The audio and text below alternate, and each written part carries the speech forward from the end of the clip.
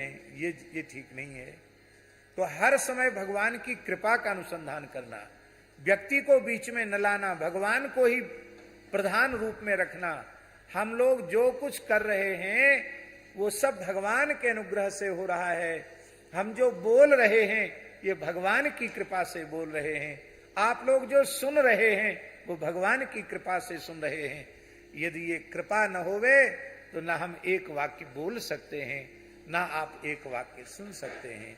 और इसी बात को बहुत अच्छे ढंग से कृष्ण गोपाल दास जी ने आज ब्रह्मस्तुति में तत्तेनुकंपाम सुसमीक्षमाणो भुंजान एवात्म कृतम विपाकम हृदवाग बपुर्भिर विदधन नमस्ते जीवेत यो मुक्ति पदे सदाय भाग, इसकी बहुत अच्छी सुंदर व्याख्या इन्होंने आज के प्रवचन में की।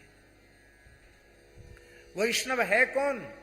जो अनुकूल से अनुकूल और प्रतिकूल से प्रतिकूल परिस्थिति में भगवान की कृपा का अनुभव करे। अनुभव न करे, प्रत्यक्ष दर्शन करे। एक राजा था, उसका मंत्री परम वैष्णव था, भक्त था।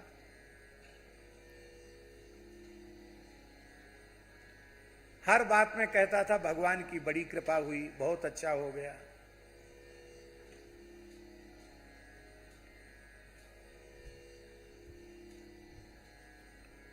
एक दिन की बात है,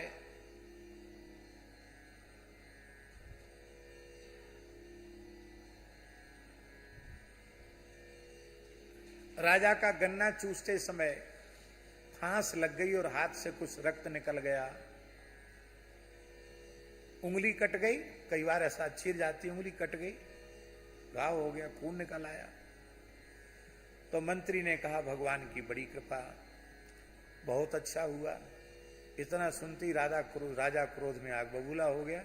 पहले मेरी उंगली कट गई, खून निकल गया, तो तुम कहते हो भगवान की बड़ी कृपा, बहुत अच्छा हो गया। बंद कर दो इसको हवालात में। बंद कर दिया मंत्री को। राजाओं का शासन ऐसे ही होता था, सब कानून उन्हीं के हाथ में रहते थे। बंद कर दिया। बोले 3 दिन बाद जब तक ये घाव नहीं भरेगा तब तक पूछेंगे नहीं इसके क्या बात है, तुमने ऐसा कैसे कहा। तो राजा शिकार खेलने गया, अपने संगी साथियों से बिछुड़ गया जंगल में। वहां जंगली कोलभी लोगों ने राजा को पकड़ लिया। उन्होंने भद्रकाली की मनौती मांगी थी कि हम नरबलि देंगे। बोले ये बहुत मोटा ताजा है, इसी की बलि देंगे। राजा को पकड़ लिया, देवी के सामने नहला धुला के ले गए। बोले देखो इसके कोई घाव वाव तो नहीं है। तो महाराज उंगली में उसकी उंगली कटी हुई थी। तो कटी पटी जो क्षत विक्षत जो पशु है वो बलि में अर्पित नहीं होता है। अरे बोले तो बेकार है, छोड़ो उसको, छोड़ो। अब राजा को बड़ा आश्चर्य हुआ कि मंत्री जो कुछ कहता था कि भगवान की बड़ी कृपा, यदि गन्ना चूसने में ये उंगली न कटती तो आज तो गला कट जाता हमारा। तो उंगली कटी, कम से कम गला तो नहीं कटा। निश्चित ही भगवान की बड़ी कृपा है। लेकिन निरपराध बेचारे मंत्री को हवालात में बंद होना पड़ा।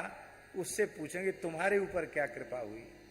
तो राजा ने जाति उसको कारागृह से मुक्त किया। बोले हमारे ऊपर तो कृपा का रहस्य समझ में आ गया कि गला कटना था तो उंगली कट के हमारी रह गई और हमारी रक्षा हो गई, पर तुम्हारे ऊपर क्या कृपा हुई, तुमको बिना अपराध के हवालात में जाना पड़ा। बोले महाराज मैं आपका बहुत विश्वास पात्र सेवक हूँ। आप जब भी शिकार खेलने जाते मुझे अपने साथ जरूर ले जाते और मैं आपकी काया की छाया बनकर आपके साथ ही रहता। तो आप तो कटी उंगली होने से बच जाते, पर मैं नहीं बच सकता था, मेरा तो गला जरूर कट जाता। तो भगवान ने बड़ी कृपा की जो आपके माध्यम से हमको 24 घंटे के लिए कम से कम हवालात में बंद कर दिया। ये हर समय भगवान मंगल भवन अमंगल हारी हैं, तो उनका कोई विधान अमंगल युक्त हो कैसे सकता है। आपको सुनकर बहुत आश्चर्य होगा, नरसिंह जी का एकमात्र पुत्र मृत्यु को प्राप्त हो गया, जिसकी बारात को लेकर भगवान गए थे। आप सोचो, विधवा पत्नी हो, बहू हो, पुत्र वधू हो और युवावस्था में पुत्र की मृत्यु हो जाए, गृहस्थ व्यक्ति के लिए इससे अधिक कष्टकारी और क्या हो सकता है। पर श्री नरसिंह जी ने जब सुना कि पुत्र की मृत्यु हो गई है तो आप फेंट से करताल खोलकर नाचने लगे। भला भया छूटा जंजाल सुखनु भजना श्री गोपाल। बहुत अच्छा हुआ, पुत्र चला गया, भगवान का था, भगवान के पास चला गया। अब थोड़ी बहुत ममता उधर जाती थी, अब वो भी समाप्त हो गई। अब संपूर्ण ममता श्री गोपाल जी के चरणों में रहेगी। तो हमने ऐसा सुना है, अभी पुत्र के शरीर का संस्कार नहीं हुआ था, शरीर घर पर पड़ा था और वो नाच रहे थे। भगवान रीझ गए और पुत्र के सहित भगवान प्रकट हो गए। उनके पुत्र सांवल दास के गले में भगवान गलवहियां दिए हुए थे और उनके पुत्र ने कहा, मैं तो भगवान के नित्य सखा मंडली में सम्मिलित हो गया हूं। आपने अपने पुत्र का शरीर का संस्कार किया। अनुकूल से अनुकूल, प्रतिकूल से प्रतिकूल परिस्थिति में हर समय भगवान की कृपा का दर्शन करना, हृदय से, वाणी से, शरीर से भगवान को और भगवान की विभूतियों को प्रणाम करना।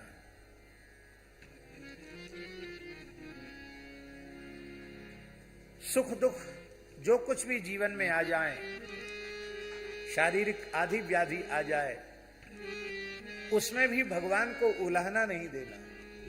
आत्मकृतम विपाकम, इसमें किसी दूसरे का दोष नहीं, हम अपना किया हुआ ही भोग रहे हैं, ऐसा अनुभव करके मन में संतुष्ट रहना।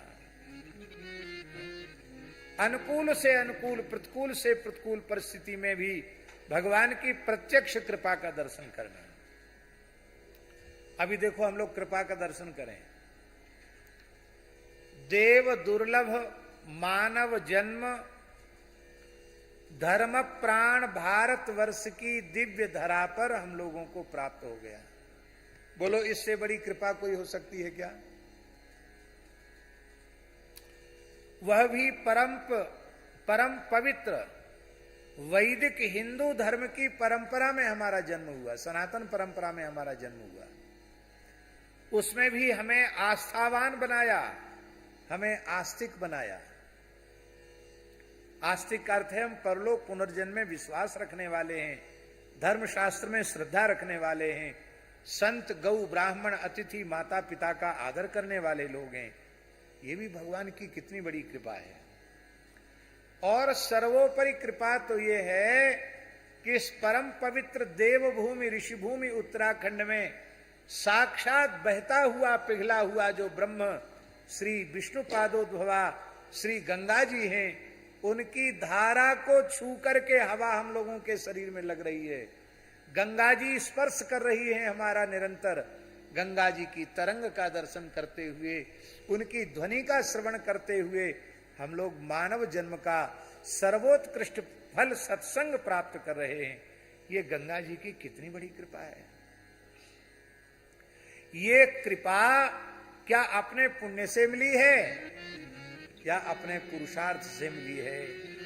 ये तो केवल और केवल भगवान की कृपा से ही यह दिव्य सौभाग्य हम सब जीवों को प्राप्त हुआ है। बोलो भक्तवत्सल भगवान।